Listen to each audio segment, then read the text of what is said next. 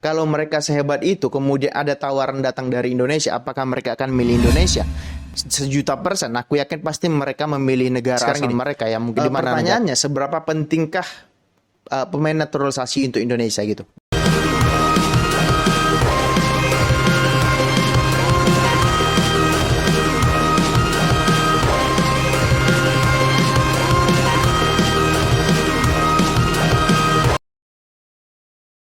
Oke, sekarang kan lagi rame ya tentang komentar ataupun wawancara Coach Fariusa ini yang mengomentari tentang pemain naturalisasi itu.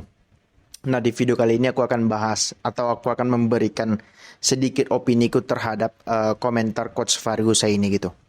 Gini ya, Coach Fariusa ini aku respect dengan dia. Dia pernah menjadi pelatih timnas U19, kemudian sekarang dia menjadi dirteknya Delta Sidoarjo gitu loh.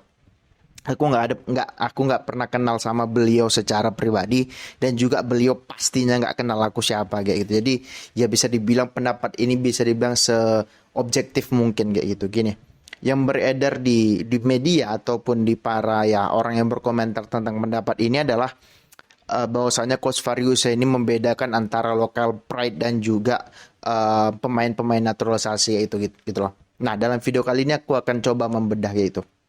Gini, yang beredar di masyarakat itu kan adalah potongan video berdurasi kurang lebih ya 1 sampai 2 menit yang menyatakan tidak usah berlebihan untuk memuji para pemain naturalisasi itu, karena ya pemain-pemain lain juga pemain-pemain lain juga berada dalam satu tim, artinya ada 11 sampai 22 pemain yang ada di dalam tim kayak gitu. Nah, kemudian hal inilah yang dipelintir oleh berbagai media menyatakan Coach Fariusa ini seakan-akan tidak sepakat dengan yang namanya naturalisasi ataupun pemain keturunan yang membela timnas gitu. Nah, yang jadi masalah adalah kebiasaan netizen kita atau orang kita itu adalah selalu terpedaya dengan potongan-potongan video gitu, karena tidak melihat video secara langsung atau secara lengkap. Ya, aku sendiri sudah menonton videonya kurang lebih ya di wawancara tersebut 8 menit, walaupun itu videonya mungkin agak setengah jam ya. 8 menit artinya aku hanya bicara terkait dengan part itu aja. Partnya dia menyatakan bahwasanya tidak usah terlalu berlebihan memuji para pemain naturalisasi ini kayak gitu. Mungkin aku udah nonton 2-3 kali aku ulang-ulang, kemudian aku dapat sebuah kesimpulan bahwasanya pada saat itu Coach Fariusa ini tidak ingin berbicara tentang naturalisasi, kemudian ditanya tentang itu. Dia kan hanya berbicara tentang kesempatan pemain Indonesia untuk bermain di liga kayak itu. Dia bilang bahwasanya sekarang itu kebijakan 5+1 pemain asing di Indonesia itu bisa dibilang cukup merugikan para pemain lokal atau pemain Indonesia kayak gitu, karena 5+1 artinya ya mentok pemain Indonesia hanya bisa bermain, kasarnya kalau 5+1 artinya sudah ada 6 pemain asing yang didatangkan ke Indonesia atau bermain di klub Indonesia, kemudian jatah orang lokal kita cuma 4 orang kayak gitu. Nah, logikanya kan nggak mungkin pemain asing ini dibeli untuk jadi cadangan, pasti dibeli untuk menjadi pemain inti. Nah, pemain mereka itu kan semuanya ada di poros gitu, kebanyakan kan 2 striker, 2 yang kata Coach Fariusa ini adalah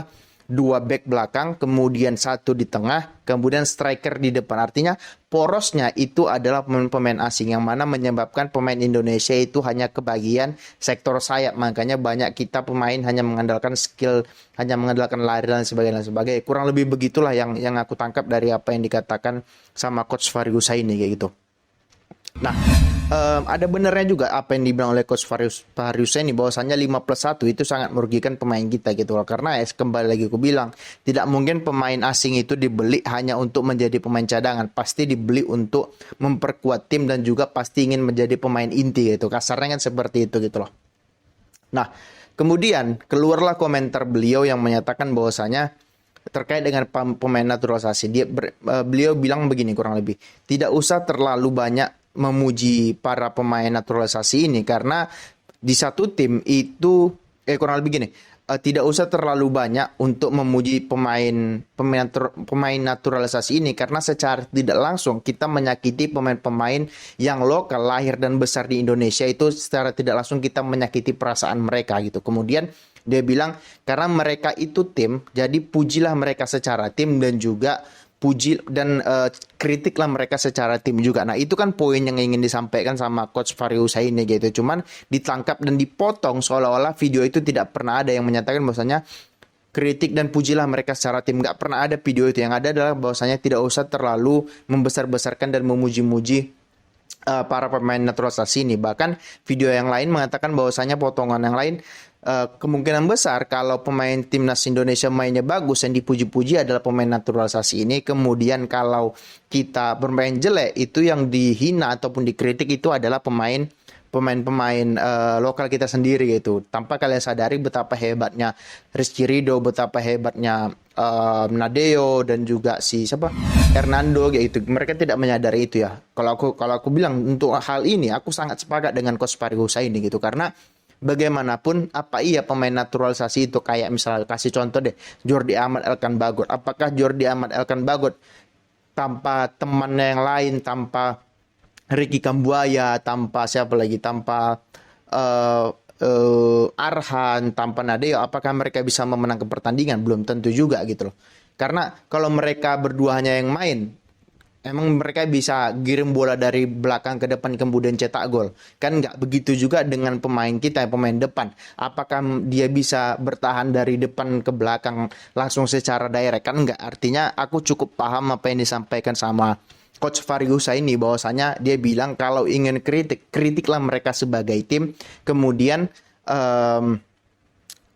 pujilah mereka sebagai tim gitu. Nah, ini kembali lagi kepada mindset kita sebagai orang Indonesia ya. Kita terlalu mengagung-agungkan orang yang berwajah berkulit putih dan berwajah berwajah kebarat-baratan atau wajah bule lah kalau kita bilangnya itu. Kita terlalu menganggap bahwasanya mereka itu adalah ras yang tinggi, mereka adalah ras yang harus dihargai dan sebagainya. Enggak, kita semua itu sama kok, mau hitam mau putih, mau muka Jawa, muka Batak, mau muka Afrika, muka Eropa, kita tetap sama kan gitu. Artinya kita tetap memiliki hak dan kewajiban yang sama juga sebagai warga bumi, bukan hanya sebagai warga negara kayak gitu. Jadi kalau menurutku itu itu mindset yang cukup salah sih menurutku gitu. Nah, kemudian setelah itu akan ada pemecahan, ada yang pribumi dan non pribumi gitu kan. Itu kan pendapat-pendapat orang yang ada di pandit-pandit lain yang bilang lah kayak itu dah. Menurutku ya memang itu sudah ada dari zaman penjajahan dulu kayak gitu, ngerti nggak? Jadi kita dibedakan pribumi, non pribumi gitu. Yang imbasnya apa? Yang imbasnya adalah ke keturunan-keturunan kita nanti gitu. Sekarang bahkan nanti gitu. Karena kita selalu mendewakan mereka yang berkulit putih dan juga berwajah kebarat-baratan kayak gitu. Nah, kemudian yang menjadi concernnya lagi adalah yang banyak yang menyatakan begini. Kalau misalkan kita begini, kenapa harus dibeda-bedakan?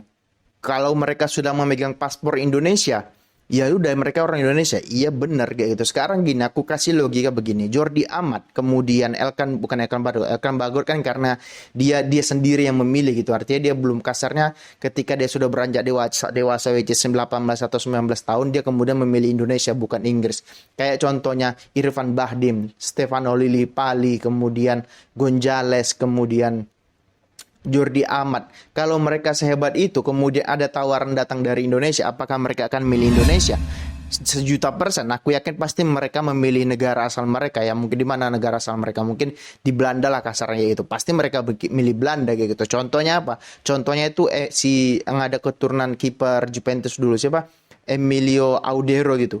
Dia ditawari sama PSSI untuk membela timnas, dia nggak mau. Karena apa? Dia menganggap pada saat itu peluangnya untuk membela timnas Italia itu sangat besar, dan kemudian dia bisa tampil di Liga Eropa, kemudian dia bisa tampil di Piala Dunia dan Euro, dan kemungkinan bisa memenangkan itu. Artinya dia menolak gitu kan. Artinya ya dia menganggap dia sudah lahir di sana. Kemudian dia bisa kemudian bersaing untuk mendapatkan satu tempat di timnas Italia. Ya kemudian dia memilih Italia. Itulah suatu contoh bahwasanya pemain-pemain yang dinaturalisasi Indonesia itu bukan pemain yang luar biasa juga. Kalau mereka pemain luar biasa, pasti mereka memilih negara yang lebih kuat dari Indonesia gitu loh, ngerti nggak? Jadi itu hal yang harus itu hal yang aku ingin bilang kayak gitu, ngerti nggak?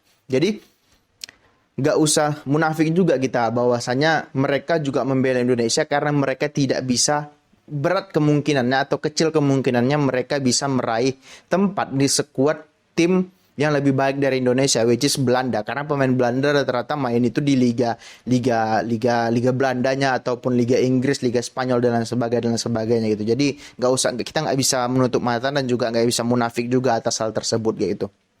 Nah kemudian yang solusinya seperti apa kayak itu. Kemudian gini, kalau aku ingin memberikan solusi gini, begini sekarang gini.